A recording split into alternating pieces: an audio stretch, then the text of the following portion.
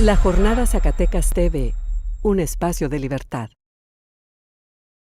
Raimundo Cárdenas nació en el municipio de Villanueva, Zacatecas, el 3 de febrero de 1950. Cursó la maestría en Economía Política en la División de Estudios Superiores de la Facultad de Economía en la UNAM. Fue secretario general del Gobierno del Estado en Zacatecas de 1998 a febrero del 2000 y coordinador de la Unidad de Proyectos Estratégicos de noviembre de 2010 a febrero de 2012. Fue fundador y primer secretario general del Sindicato de Personal Académico de la UAS y director de la Escuela de Ciencias Químicas en la misma universidad. Fungió como dirigente estatal del PCM y del PSUM y fue integrante del Consejo Nacional de estos dos partidos de 1982 a 1986. También fue miembro de los comités ejecutivos nacionales del PMS y del PRD de 1988 hasta 1998. Además fue diputado local por el PSUM, 2 veces diputado federal y senador de la República por el PRD. Pues, adelante. Bien. Bueno, gracias por haberme...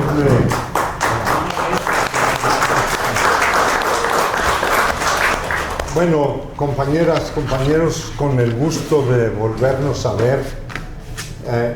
A veces nos vemos unos un día, otros otro, pero esta reunión es muy propicia para abrir circuitos neuronales que hacía tiempo que estaban ahí ya en el cuarto de los trebejos. Bueno, a mí me ayuda mucho la intervención del doctor Tamayo, Jaime, porque la intervención que yo había preparado es muy complementaria. Allá por los años 70, la situación en nuestro país era verdaderamente caótica. Por un lado, los últimos gobiernos del PRI habían sido presionados, sometidos por la Guerra Fría, de manera tal que presidentes como Echeverría, Díaz Ordaz, fueron al mismo tiempo agentes de la CIA. Con eso nos podemos dar una imagen de por qué acá no había espacio para que creciera un partido comunista. El registro que los comunistas allá de los años 40, incluso antes, pero sobre todo en el sexenio de Lázaro Cárdenas, había fuerzas importantes, sindicatos grandes, poderosos, como el de los magisterios, de los maestros, el de los ferrocarrileros, los mineros, fueron creados en aquel tiempo, cuando el Partido Comunista era legal. Y muchos dirigentes de esos sindicatos fueron al mismo tiempo miembros del partido. Eso se acabó en el sexenio de Miguel Alemán.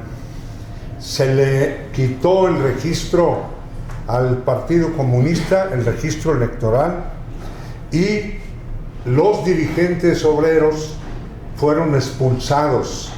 Cuando se creó la CTM se suponía que allí iba a poder haber un movimiento obrero que le diera un sustento a las políticas más avanzadas que ya experimentó México con Lázaro Cárdenas.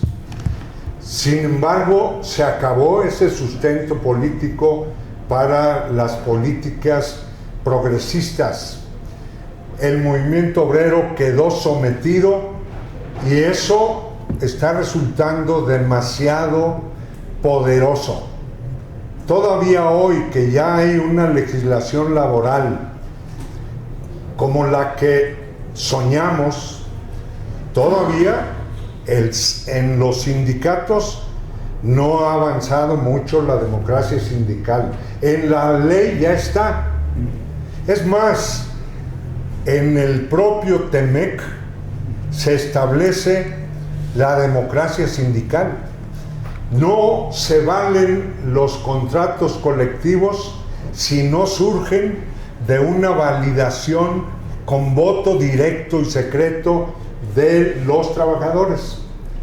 Pero eso no funciona porque no hay partido alguno que esté activando en las masas obreras este tipo de cosas. En los propios sindicatos universitarios, los procedimientos democráticos con los que nacieron se deformaron, se deterioraron. Los propios sindicatos de la Universidad Nacional, así les ocurrió. Hoy hay una Asociación Nacional de Sindicatos Universitarios que no tienen movimiento ninguno. Eso viene desde aquel tiempo oscuro de el sometimiento de México a los dictados de Washington que imponía la Guerra Fría. Bien, también había en aquel tiempo una crisis en el movimiento comunista internacional porque había mucha gente que pensaba que no necesariamente el modelo soviético debía seguirse en todo el mundo porque se requería más democracia a todos los niveles, democracia como un modelo de vida que en nuestra Constitución está establecido así, pero no ha sido realidad nunca. En el mundo empezaron a surgir pues movimientos disidentes como el que llevaron a cabo los compañeros en Checoslovaquia, en donde hablaron de una primavera de Praga, allá por el 68, un poco antes empezó. El Partido Comunista empezó a exigir democracia y llegó a tener un primer ministro muy democrático, Dubček.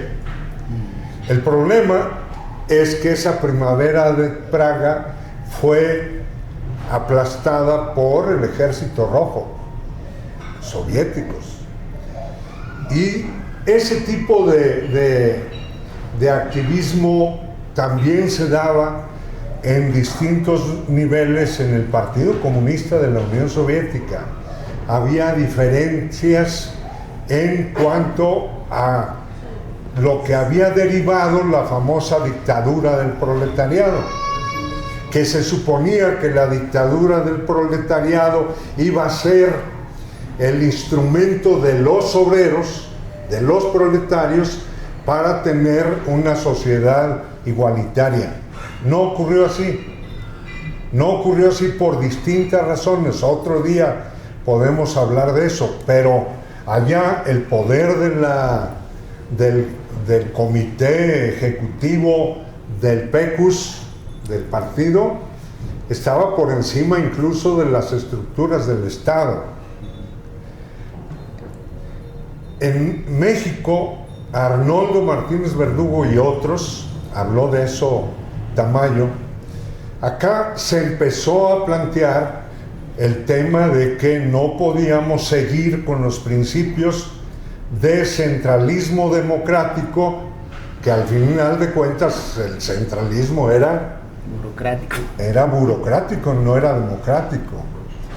Y lo otro, el tema de la dictadura del proletariado.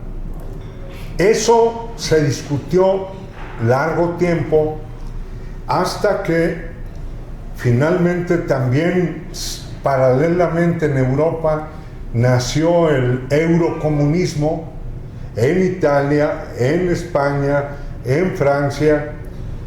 El Partido Comunista o los partidos comunistas se fueron escindiendo o transformándose, y las facciones o fracciones o corrientes democráticas fueron avanzando. El ejemplo mayor de esa táctica y estrategia fue el Partido Comunista Italiano.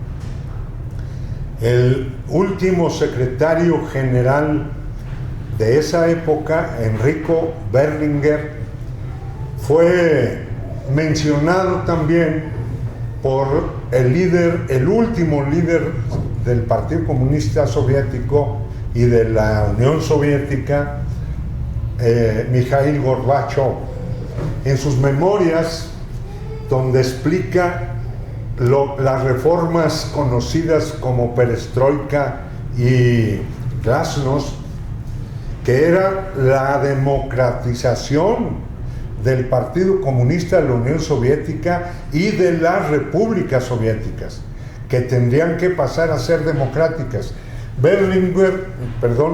Gorbachev menciona que él fue a varios congresos del Partido Comunista Italiano y que eso retroalimentó tanto sus propuestas para la Unión Soviética como las de Berlinguer para Italia. Arnoldo estaba muy en contacto con eso, de manera tal que a fines de los 70, principios de los 80, eso ya brotó, se hizo público, y Arnoldo sometió a votación en el Partido Comunista Mexicano la necesidad de iniciar dos procesos al mismo tiempo. Uno, la unificación de las izquierdas y de las fuerzas democráticas en un solo partido para derrotar las tendencias retardatarias que imponía Estados Unidos a México. Sin la unidad, él decía, sin la unidad de todas las izquierdas no vamos a poder derrumbar el muro que tenemos frente a nosotros, no nos dejarán. Se necesita una fuerza mucho mayor para derrumbar eso. Yo para esas épocas tenía poco tiempo, 5 años en el partido, y lo cierto es que eso entusiasmó a mucha gente joven de esa época y se acordó hacer el esfuerzo y fundar el PSUM. El nombre cambió porque cambiamos los principios. El PSUM ya no tuvo en el estatuto los principios de centralismo democrático ni de dictadura del proletariado. En su lugar, en lugar de la dictadura, era poder obrero democrático. Y entonces el centralismo pues también se acababa. A partir de allí hubo una revolución abajo en las células que había que crecer, había que debatir, había muchos periódicos, revistas de aquella época. Son los primeros escritos sobre los temas como el aborto y otros. En los años 70, yo tengo por ahí unas revistas del Machete, donde ya había escritos, por ejemplo, de Monsiváis, por cierto, fue uno de los primeros que publicaron ese tipo de ideas de lo nuevo. En algunos países socialistas esos temas no pasan, no avanzan. Bueno, esa línea política de unificación empezó con el PSUM. Ahí estaba todo hecho para que Eberto y el PMT vinieran. Sin embargo, hubo problemas ahí con respecto a los símbolos, la hoz y el martillo y otras cosas, de manera que eso se tardó hasta 6 años después. En el 87 fundamos el PMS, ya con Eberto. El PMS ya no tuvo la hoz y el martillo, para que quedara más claro de que había aquí un tipo de partido que quería una sociedad nueva, pero democrática, que respetara los derechos humanos, etc.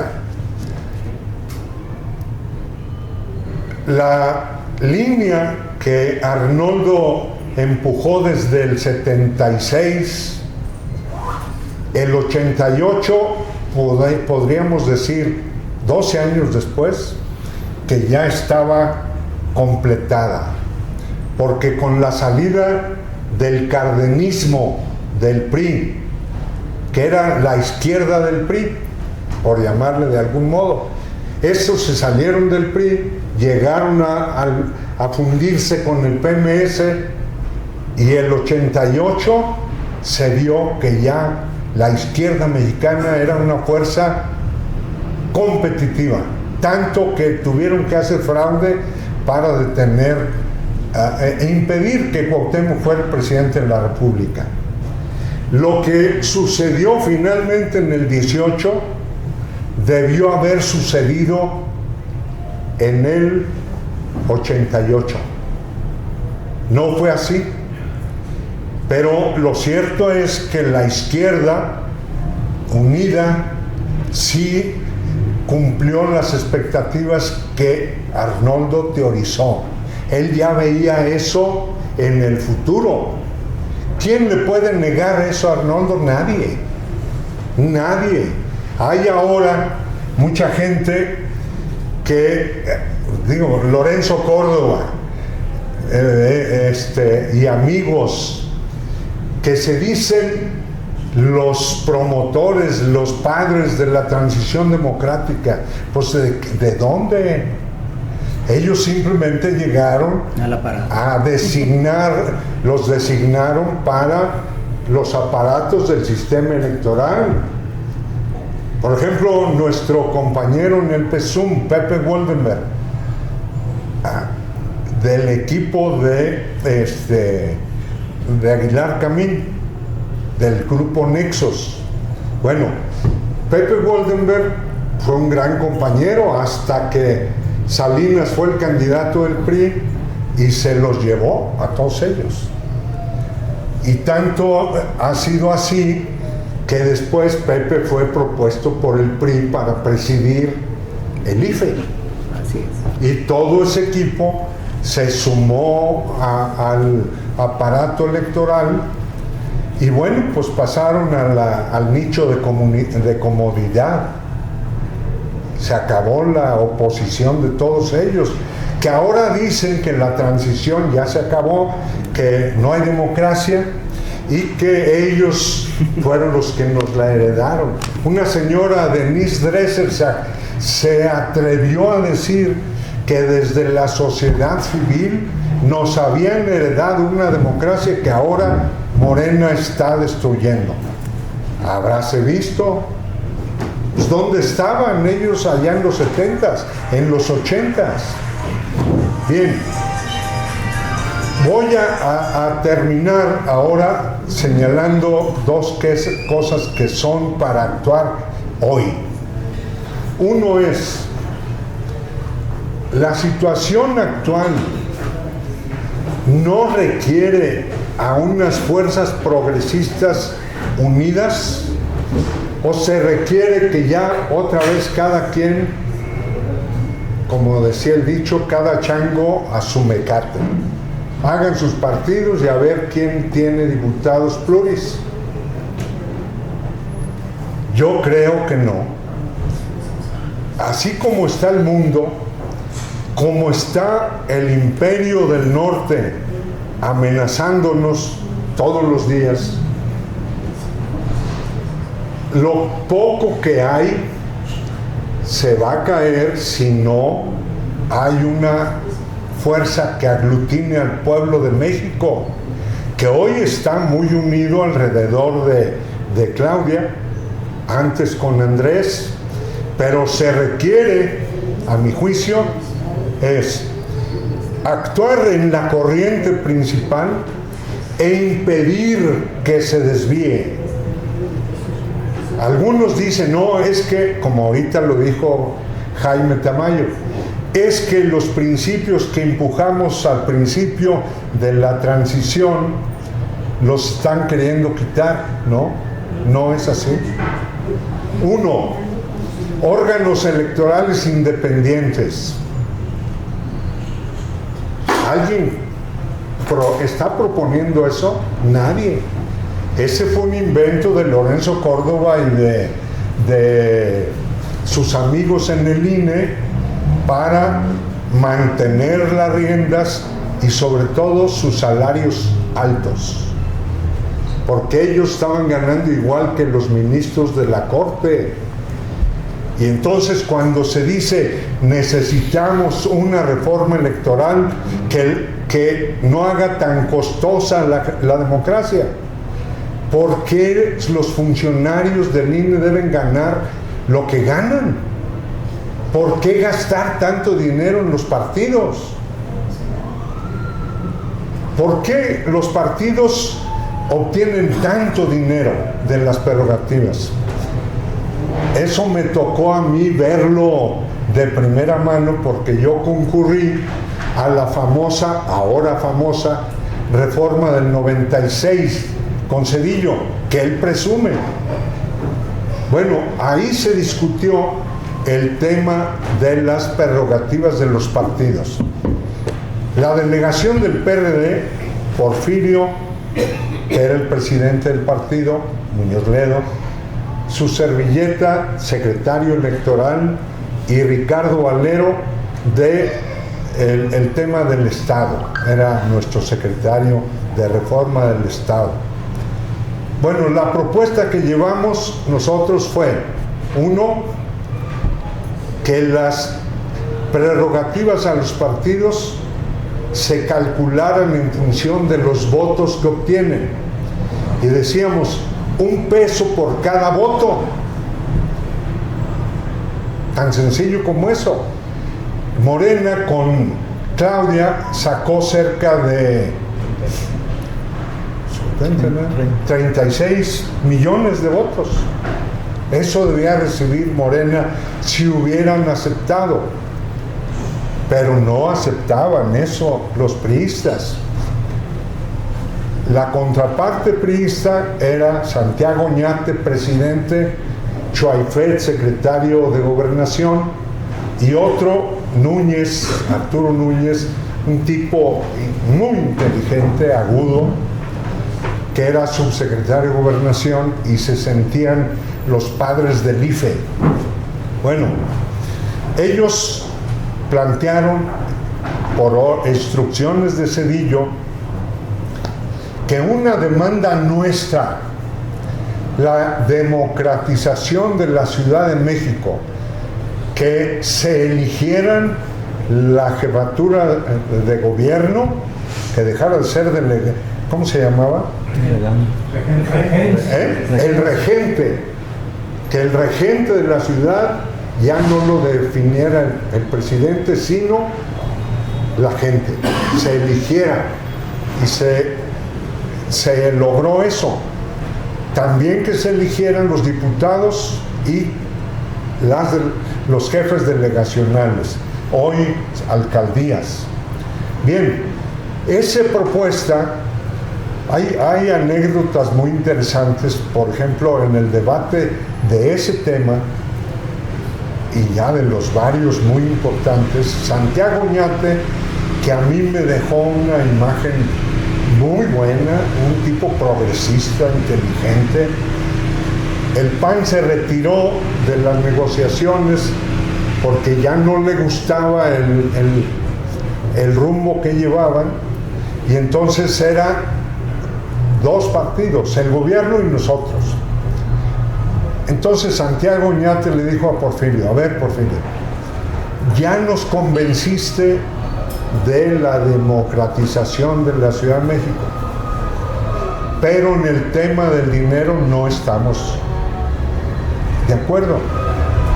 Entonces el presidente les quiere hacer una propuesta sobre el tema, Zedillo, y entonces mañana estamos citados para terminar la negociación ahí.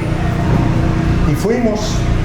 Zedillo lo que dijo fue: a ver, señores del PRD, ustedes ya se llevaron de calle, casi está aprobado todo su pliego petitorio, pero esta joya de la corona, que es la elección de la Ciudad de México, se las cambio por que nos acepten nuestra fórmula de financiamiento.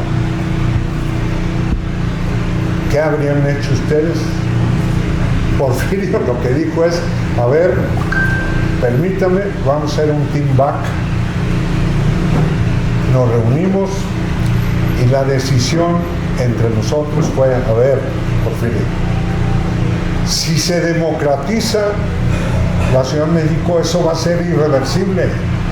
Nadie va a querer que eso se revierta. En cambio, lo del financiamiento a los partidos sí puede ser irreversible, puede ser reversible cuando tengamos más fuerza. Total, se aceptó la propuesta de Zedillo y él aprobó todo lo que llevamos. Si un día quieren saber todo lo que se logró en esa reforma, que Zedillo presumió como la reforma, él llamaba definitiva, la reforma definitiva. Después hubo otras reformas, por ejemplo, que el Estado mexicano pusiera su tiempo a la disposición de los partidos para no pagarle a Televisa, a TV Azteca, miles de millones de pesos cada elección. Bueno, algunos dijimos, yo fui diputado federal en esa época, dijimos: a ver, si ya vamos a usar el tiempo del Estado, bájenle a las prerrogativas de los partidos, que gastábamos la mayor parte de ese dinero en publicidad. Pues no quisieron y se quedaron con los chorros de dinero para los partidos. Entonces, termino diciendo: la izquierda mexicana en el mundo entero saben que nosotros, aquí en México, aún teniendo al imperio aquí al norte, logramos abrir paso. Y hoy tenemos gobiernos que están aplicando reformas importantísimas. Por ejemplo, todo el tema de los derechos de las mujeres. Estoy seguro que no hay un país que tenga todo lo que ya conquistamos en esa materia, en la Constitución y en la práctica. Y hay muchas cosas. Todo el tema de democracia sindical, allí está. Eso no lo tienen ni los gringos. Ni Obama. Bueno, menos en La Habana. No, ni Obama. Como decía Andrés Manuel siempre decía. Entonces, lo que yo termino señalando que hay que estar atentos a ver cómo viene la reforma electoral que va a sacar la presidenta, la iniciativa más bien, que Pablo Gómez está coordinando eso. Yo tengo confianza en Pablo. Pablo estuvo desde la reforma primera que logramos el registro del Partido Comunista. Logramos la democratización, las leyes para que las minorías se representen. Incluso la reforma electoral que propuso Andrés Manuel y que se montó en su macho la oposición diciendo no a la reforma del INE, o como decía el INE no se toca. El INE no se toca. El INE no se toca. ¿Por qué decían eso? Pues porque no querían que bajaran los salarios de ellos. Pero lo que se propuso en cuanto a los pluris, cómo se representarían las minorías en la propuesta de Andrés, y que hoy en la próxima espero que Pablo la perfeccione, la que presentaron. ¿En qué consiste? Consiste en que se desaparecerían los pluris así como están pero también los unis. Se acabaría el sistema mixto. ¿Por qué se acabaría ese sistema? Porque en los 300 distritos de mayoría relativa, allí el partido mayoritario se lleva todo, porque con un voto de ventaja saca el diputado y los demás no sacan nada. Morena se ganó en la elección del 14, de los 300 distritos, Morena sacó 260. Dejó 40 para el resto. Entonces, la representación proporcional, pues no existe. ¿Cómo se hace? Se haría ahora. Listas por estado. En España usan esto, en toda Europa usan modalidades. Se trataría de que en cada estado los diputados que corresponden, aquí serían 5, pónganle, listas de 5 para que la gente vote por el partido, por la lista de 5 y por uno de la lista, para que ese voto por uno de la lista permita ordenar la lista a la hora de ver cuántos diputados va a ser de cada partido. Ahorita las listas las ordenan los dirigentes de los partidos y ellos se ponen en los lugares de arriba, o a los hermanos y hermanas y parientes, y bueno, eso acabaría. Habría listas, representación proporcional directa, completa, y la gente pondría el orden de la lista con su voto. Hay muchos temas, pero ojalá que Pablo cuide muy bien que la tradición que viene de hace 60 años no se rompa. Yo estoy seguro que así va a ser, porque no veo a Claudia con un pensamiento distinto, porque todos los universitarios de izquierda fueron o maestros de ella, o ella los visitó en la cárcel porque estaban de presos políticos en el 68. Ella ha contado cómo su mamá la llevaba de niña a Lecumberri a platicar con Raúl Álvarez Garín, con Pablo Gómez, con otros. Claudia tiene ese pensamiento, no es solo racionalidad, es lo que ella se siente, igual que nosotros, los universitarios y los zacatecanos. No podemos vivir traicionándonos a nosotros mismos en 40 años de lucha. Que va a haber dictadura y que se acabó la representación proporcional. Todo eso es simplemente patadas de ahogado, porque la oposición no tiene propuesta, porque el neoliberalismo se destrozó. Trump les está haciendo más daño que nadie a esa corriente política. Solo les queda volverse ultraderechistas como Milei, ¿verdad? Entonces, a mí me vuelvo a darle las gracias a El Salvador por haberme invitado. Ya me desahogué. Espero que tengamos posibilidades pronto de hacer cosas juntos, porque va a haber muchas oportunidades, aún para dar luchas dentro de Morena. Gracias.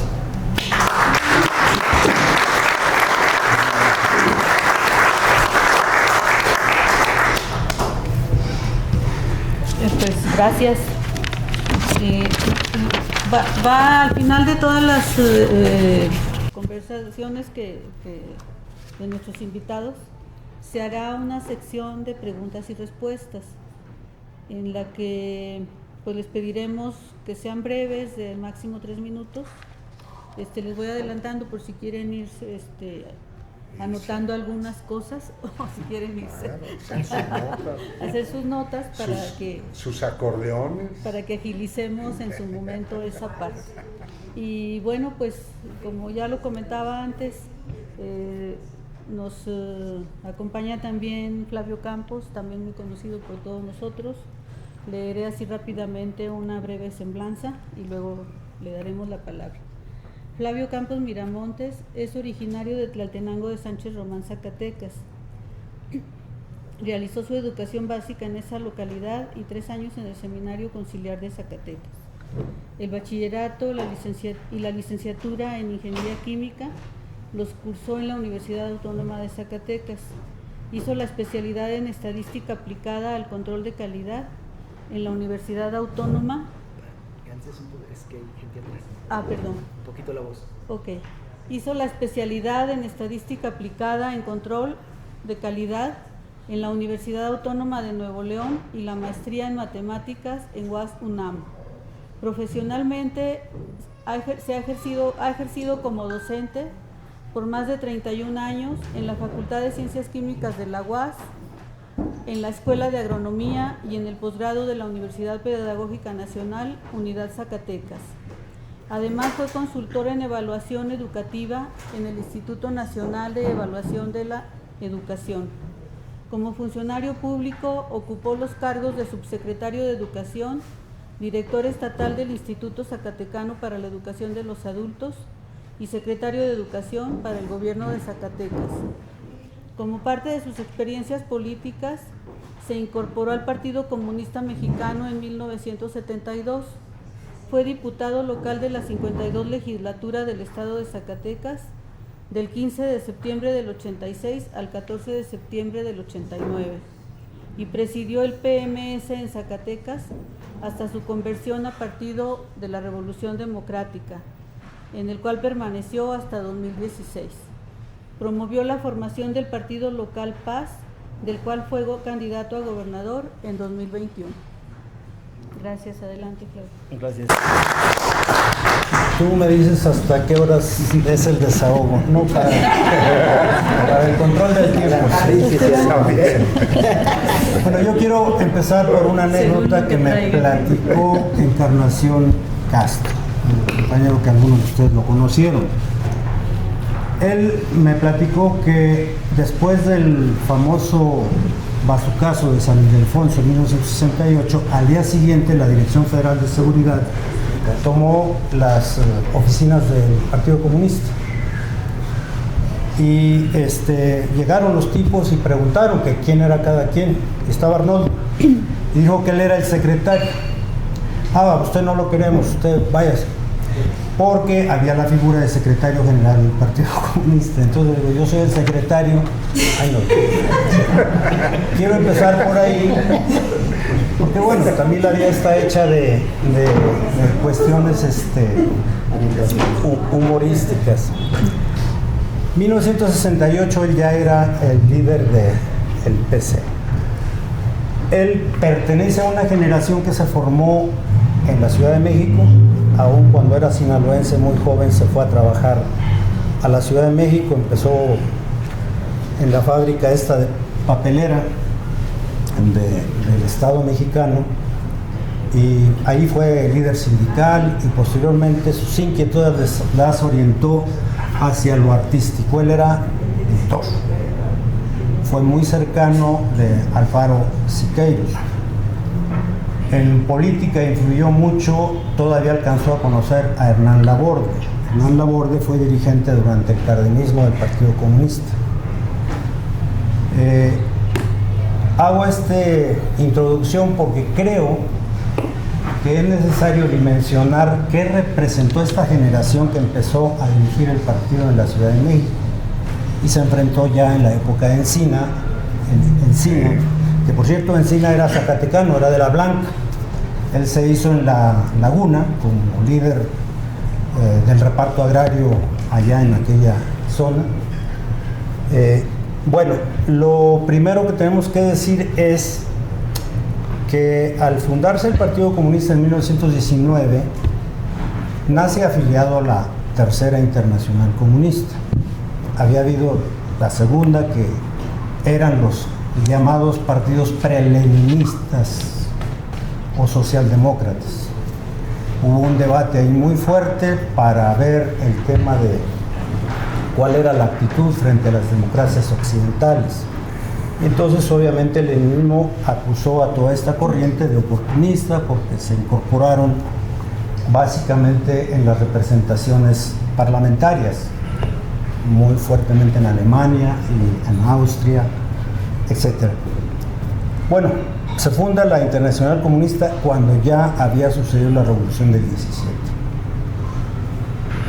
Este es un dato fundamental para explicar qué pasó con el PC y por qué fue o no fue relevante en varios periodos. Hay un periodo que yo llamo radical del PC, que es aproximadamente hasta con Portes Gil, en los primeros años, en donde ustedes saben que todas las facciones que surgieron de la revolución, uno de los grandes temas en los que se pelearon, el carrancismo con el villismo, con el zapatismo, pues era la posibilidad de una reforma agraria verdadera.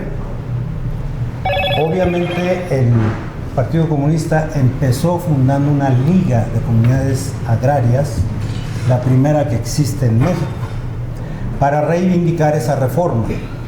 Uno de cuyos líderes muy importantes fue Guadalupe Rodríguez en Durango, que fue asesinado precisamente por participar de tomas de tierra a la usanza que hizo Pancho Villa en la División del Norte. Nada más que nada más las pedía prestadas para financiar la guerra. Ya después no hicieron el reparto con fines productivos, ¿sí? Por toda la derivación que hubo de la suerte de la División del Norte en su disputa con Venustiano Carranza. Sin embargo, ellos traían una línea principalmente obrerista. Empiezan peleando la dirección a la CROM de Morones. Morones dirigió los primeros sindicatos del siglo XIX hasta la época de la Revolución, con la presencia muy fuerte del anarquismo. En México fue muy importante desde el siglo XIX la presencia de los anarquistas entre los trabajadores. De tal manera que ya entrado los años 20, el Partido Comunista y lo que quedaba de la CROM, porque ahí hubo una fuerte lucha interna, ya tenía una central obrera dirigida por comunistas. Ya estamos hablando de que en esa época Hernán Laborde, Siqueiros, el propio, bueno, ahorita no me acuerdo de uno de los líderes principales, ya Valentín estaba en esa época, en los 20, trabajando en los ferrocarriles. Empiezan a competir con la CROM. Y hay una presencia muy importante, sobre todo en lo que van a ser los sindicatos nacionales. Toda esta época transcurre incluso con una visión de la Internacional Comunista, y hago esta mención porque va a ser una de las grandes trabas posteriormente para que el Partido Comunista ejerza su independencia y construya una ruta intelectual para ver qué proponía para México.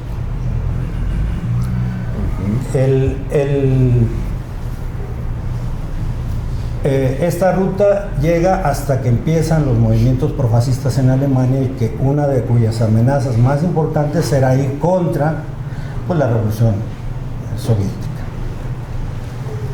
Obviamente el papel que jugaba Rusia o la Unión Soviética en la Internacional Comunista era definitivo. De hecho, hay un gran debate en los primeros años, todavía con la presencia de Lenin en la dirección de la revolución, sobre la posibilidad de mantener la revolución en un solo país. Recuerden eso. Y hubo otra línea dirigida principalmente por León Trotsky, que decía que había que sacrificar la revolución rusa e irse a promover la revolución mundial. Una de cuyas gente experimentó con esa posibilidad fue Rosa Luxemburgo en Alemania y bueno, fracasaron, no pudieron y obviamente se consolidó la línea que promovió Stalin. Este solo hecho ya es un dato de cuál eran las posibilidades de que la Internacional Comunista, porque así nació el PC mexicano, filial de la Internacional Comunista, que pudiera ejercer pues esa independencia. Soberanía. Pues no sé si Llamémosle soberanía, así. pero bueno, el gran partido era el PECUS, famoso, al cual creo que en las primeras etapas nada más se le opuso en una etapa Mao porque le impusieron una línea obrerista y ellos no pudieron mantenerse en la ciudad porque ahí estaban presentes tanto el imperio japonés como los franceses, los alemanes y por supuesto los ingleses en las ciudades industrializadas. Mao, como ustedes saben, se recurrió a una táctica de irse a las zonas esencialmente agrícolas, de ahí se armó un rato que se unió con Chiang Kai-shek y hicieron el frente a los japoneses, los derrotaron, pero posteriormente volvieron a entrar en conflicto. La Unión Soviética quería que se mantuviera ese frente con el liderazgo de Chiang Kai-shek y bueno, Mao fue uno de los primeros que desobedecieron dentro de la Internacional Comunista cómo hacer la revolución en el país.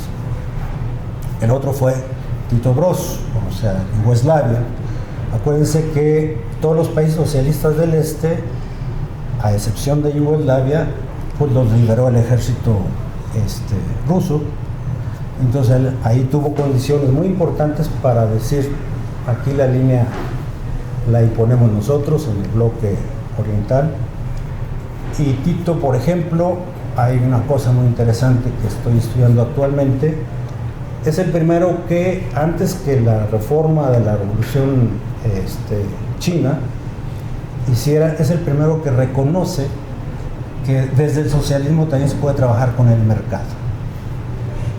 Yugoslavia hace ese ejercicio muy interesante, por eso digo que hay que estudiar ese periodo. Claro, su gran debilidad es que él unió un chorro de regionalismos ahí, desde los que eran 6 repúblicas, era una federación que al morir él se empezó el peleadero y se desintegró Yugoslavia. Bueno, regreso. Viene el periodo de la guerra, la guerra mundial, la Segunda Guerra Mundial, y en ese tiempo se impone una cosa que le llamaron los frentes populares. Una se la decía, no importa, ahorita lo que importa es parar el fascismo. ¿Sí? Claro, esa línea se exageró. Fue tan exagerada que, por ejemplo, le mandataron al PC mexicano que disolviera todos sus organismos de base en los sindicatos. Y esto tiene muchas repercusiones pues, en lo que después va a ser la crítica de Arnoldo, en el sentido de que se consolidó el famoso régimen corporativo, de cuyo mejor elaboración ellos hicieron de la crisis política del corporativismo en esos años. Creo que esa es uno de los grandes atributos que él tuvo, de ver cómo ese régimen que se construyó particularmente después del cardenismo, partido institucionalizado al que le obligaban a ser seguidista pues al Partido Comunista, y cuando había ese tipo de disidencias, por ejemplo Valentín, Hernán Laborde, se radicalizaron en contra de la sucesión de Miguel Ávila Camacho, y vino gente de la Internacional Comunista y los expulsaron, porque había que hacer la famosa unidad a toda costa. Obviamente todo el periodo hasta el 68 pues se consolidó una corporación en donde los obreros tenían que estar en el partido del poder, tenían sus cuotas en las cámaras de representación, hasta con el cardenismo. Recuerden ustedes que había el sector militar, el sector popular, el campesino y el obrero. Ya en la reforma de Alemán quitan el militar, porque supuestamente iba a empezar civiles, el periodo de los civiles. Pero bueno, lo importante es que eso, junto con un endurecimiento que utilizó mucho la famosa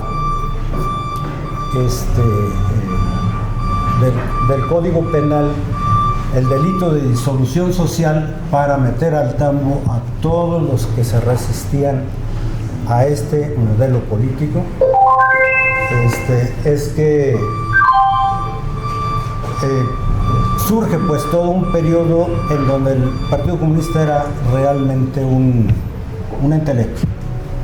Ya no tenía presencia en los sindicatos, los poquitos que mantuvieron su presencia se tuvieron que salir o estuvieron fuera o los expulsaron y se reintegran precisamente a partir de los primeros planteamientos que hace la dirección de Arnoldo en los años 60, que regresa Valentín, Velasco, una serie de cuadros muy importantes que habían salido del Partido Comunista.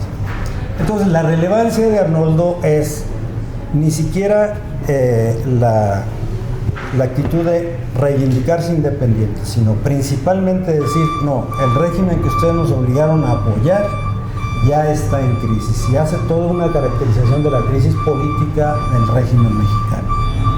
Es a partir de ese planteamiento en el que él dice, bueno, la democracia juega un rol muy importante en la reconfiguración de un régimen político. Yo diría, ni siquiera se hicieron grandes desarrollos para ver qué hacíamos con la economía del país, sobre todo frente a lo que va a suceder en los años posteriores. Uno, la llegada de la Madrid, que empieza todo el periodo de enajenación de los bienes nacionales, que hubiera sido una plataforma extraordinaria para, a partir de su democratización, que era un tema de la democratización de los bienes públicos, como una plataforma para el desarrollo de México, por decir algo, o una profundización de una reforma agraria que siempre fue para atrás y para adelante.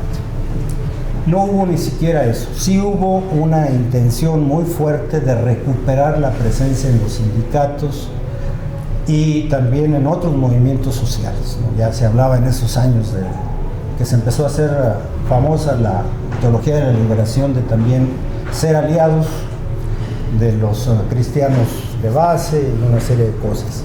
Y por supuesto, un núcleo muy importante que se asumió desde los años 60 eran los estudiantes. El Partido Comunista promueve la formación de una Central Nacional de Estudiantes Democráticos, la CENED, famosa, que llega hasta el 68. ¿Sí?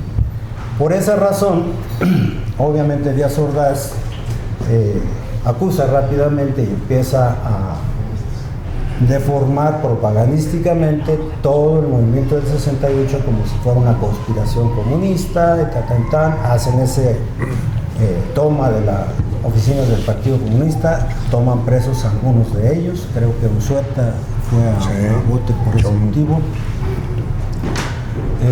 Y entonces se da este tipo de fenómenos. Yo digo que esa es la relevancia de Arnoldo y su generación. Ellos tuvieron que pelear la dirección del partido, empezando por la Ciudad de México. Ellos fueron líderes en el Distrito Federal, el grupo de Unzueta, de Elder, de Juan Gallardo, toda esta generación que hizo todo un nuevo planteamiento de, primero, analizar las experiencias que habían hecho ya el PC con el famoso Frente de Liberación Nacional, en donde algo del cardenismo, ya después de que Cárdenas pues digamos, no fue reivindicado por los regímenes posteriores, e hicieron también el Frente Electoral del Pueblo con la unidad de muchas gentes de esta naturaleza. Ramón Danzós. Que es las primeras experiencias, pero obviamente también intentaron apoyar una fracción muy importante al enriquismo, contra de Luis Cortines. En fin, hicieron experiencias, pero ellos ya estaban en la ilegalidad. O sea, prácticamente a finales con Ávila Camacho no le dieron derechos políticos ya al Partido Comunista, y desde entonces se dio algo que yo digo afectó mucho también las posibilidades de influencia como alternativa democrática, que fue pues una cultura de la clandestinidad. Yo recuerdo una expresión que hizo Luis M. Farías, fue gobernador de Nuevo León y era en ese tiempo creo que subsecretario de Gobernación. Cuando le preguntaba a la prensa de que si no les preocupaba la legalización del Partido Comunista, y él hacía una figura para que veamos cómo era este trauma. Decía, los comunistas son como los vampiros, no pueden vivir de día. Eso era lo que él decía. Y bueno, la verdad es que no era tan sencillo salir a la luz pública cuando todavía no se terminaba de disolver el famoso delito de disolución social, o muchos pretextos para que cualquier disidente que para el régimen de estos años representara algún tipo de peligro, algún tipo de enfrentamiento. Todavía que en la época de la Madrid, pues a cualquiera de nosotros nos detenían en cualquier parte por andar queriendo hacer publicidad, bien fueran las autoridades municipales o bien fueran las estatales. Entonces, sí se impuso una cultura de la clandestinidad, es decir, hacer cuadros comunistas ya con una visión abierta, de discusión democrática con otras fuerzas, una cultura que costó mucho, mucho.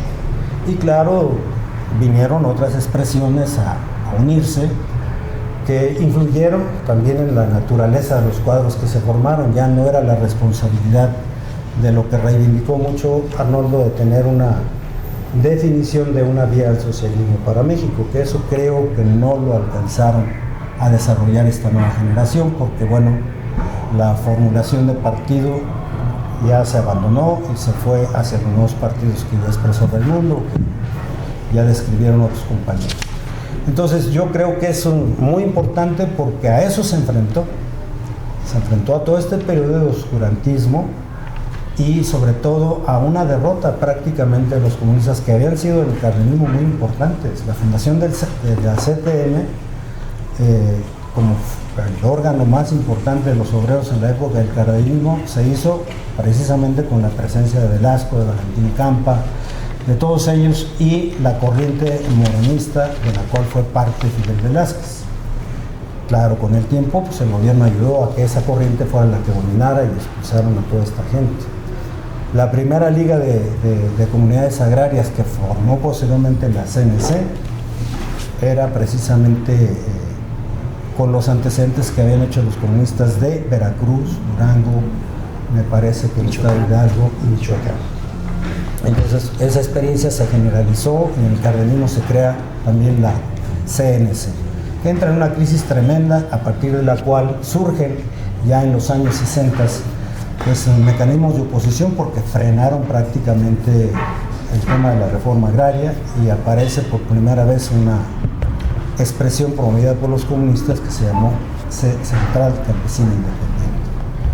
Después hubo otro intento de corrupción, pero bueno, de ahí surgió Monzós Palomino como líder, que al pelearse con el Garzón por su incorporación al PRI, a la representación de diputados del PRI, se produjo esta ruptura.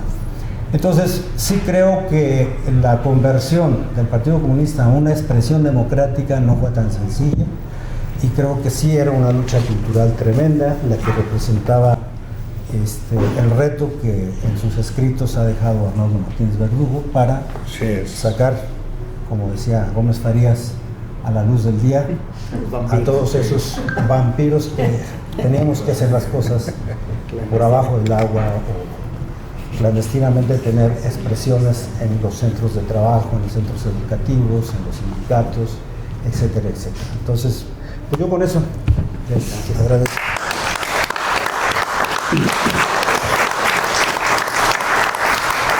Fue muy merecido que Andrés Manuel declarara que Arnoldo fuera llevado sus restos a la rotonda de las personas ilustres, porque hay mucha gente que dice, ¿y ese qué?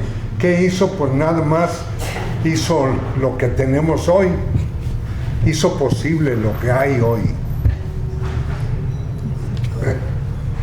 Bien,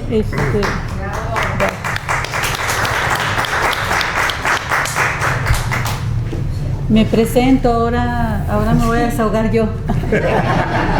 Soy Lucía Jacques. Te presenté. Bueno, pues desafortunadamente nuestro siguiente ponente no pudo asistir. Creo que radica en San Luis y se le dificultó viajar, pero mandó su ponencia y pues los vamos a poner en antecedentes de quién es Carlos López Torres. A sus 82 años, el profesor Carlos López Torres, nacido en Saltillo, Coahuila, ha sido dirigente del Partido Comunista Mexicano en San Luis Potosí, también líder magisterial, ahora del Movimiento de Jubilados. Estudió en la Benemérita Escuela Normal de Coahuila y posteriormente se dirigió a la Ciudad de México para continuar sus estudios.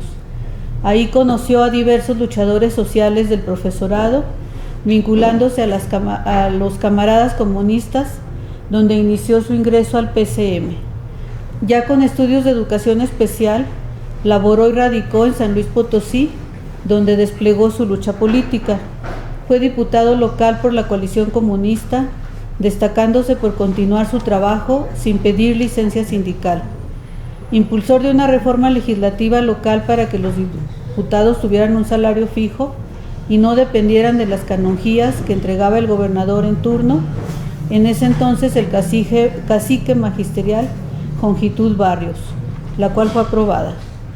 Preso político en el 75, junto a Julio Hernández, el astillero, debido a una provocación por un bombazo en una institución bancaria, cuyo objetivo era descabezar el movimiento estudiantil potosino, donde Julio era dirigente y los comunistas apoyaban.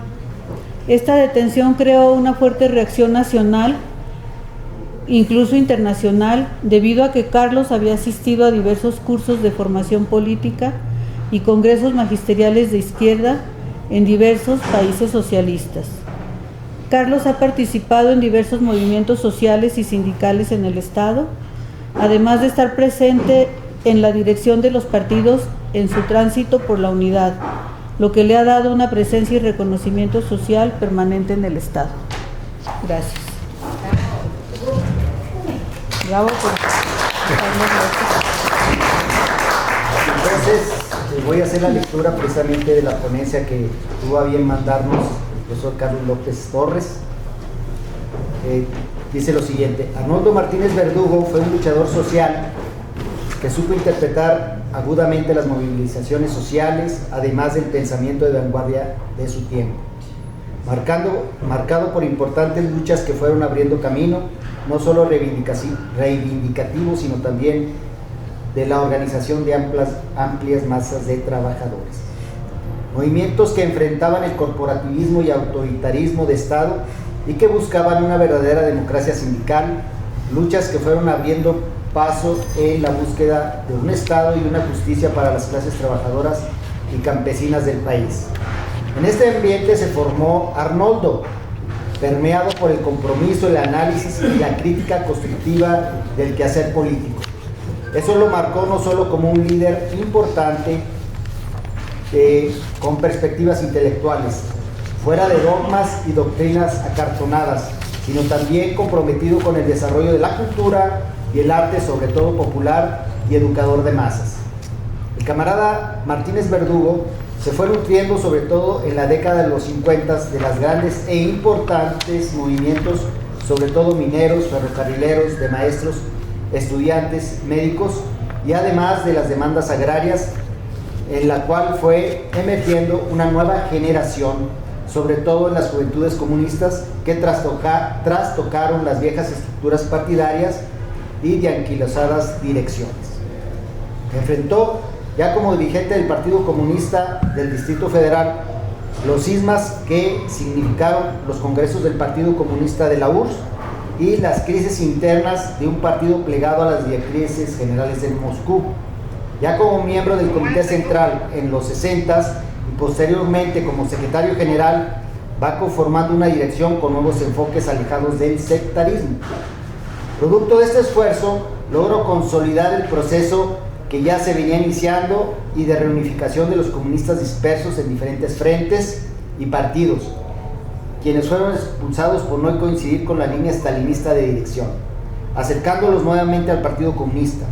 Ese fue uno de sus propósitos políticos que lo llevaron a crear el Partido Socialista Unificado de México, que sumó a grupos socialistas no propiamente comunistas, además de la creación del Partido Socialista Mexicano.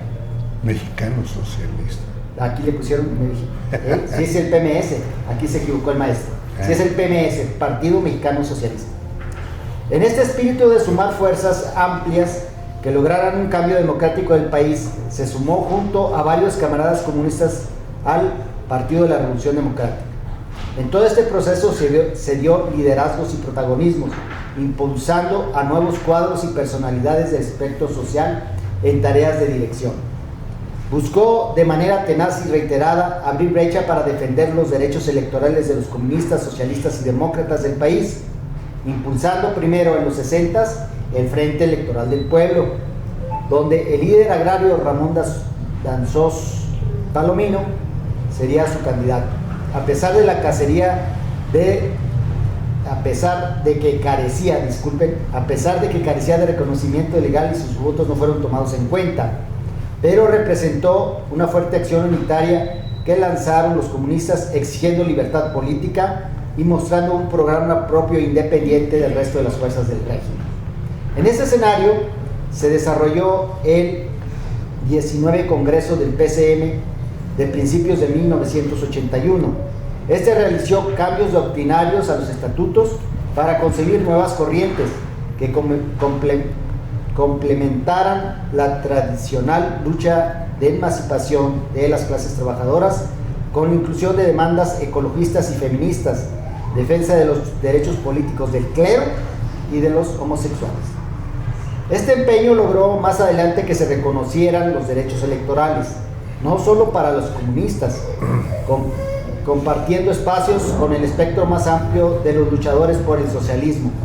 Todos se beneficiaron de la reforma de 1977, que culminó con la participación legalmente del Partido Socialista Unificado de México, el cual generó amplias movilizaciones, logrando casi 1 millón de votos. Esta reivindicación se daría al registro en el sistema electoral, donde estaría el Movimiento de Acción y Unidad Socialista, el Partido del Pueblo Mexicano, el Partido Socialista Revolucionario y el Movimiento de Acción Popular. En San Luis Potosí, las vísperas de apertura y presencia de los movimientos sociales del país, que impulsó la corriente renovadora de armonía del partido, dejó huella en las luchas ferrocarrileras en el estado. Pero también en esos años en los movimientos civilistas y democráticos en esta región, que llevaron a los trabajadores y a los sindicatos con presencia comunista que impulsaran la candidatura del doctor Salvador Nava, luchador social que se enfrentó al cacicazgo de Gonzalo M. Santos. No sé qué es la M, pero bueno, Gonzalo M. Santos. Esa lucha por la presidencia municipal, la cual se ganó, permitió que el dirigente local comunista Prisciliano Pérez fuera miembro de ese cabildo. En esa lucha local, la presencia de los comunistas siempre estuvo presente, a pesar de la fuerte represión que generó la participación como candidato a gobernador del mencionado doctor en los años 60, en donde el Estado desplegó ante los acontecimientos del 68 soldados y tanques para custodiar el robo de las urnas y vivir la participación y posterior represión del descontento y movilización social que generó el fraude electoral. Nos legó un compromiso permanente en las luchas democráticas independientes, siempre con cercanía a las masas. Además, nos transmitió su alejamiento al sectarismo, a riesgos de radicalismo, siempre abierto y propositivo en la unidad para la acción, sin pretensiones vanguardistas, defendiendo siempre principios sin transacciones y menos subordinaciones, con un pensamiento marxista siempre acorde a los cambios y paradigmas del momento. Larga vida, cultura y pensamiento de Arnoldo Martínez Verdugo.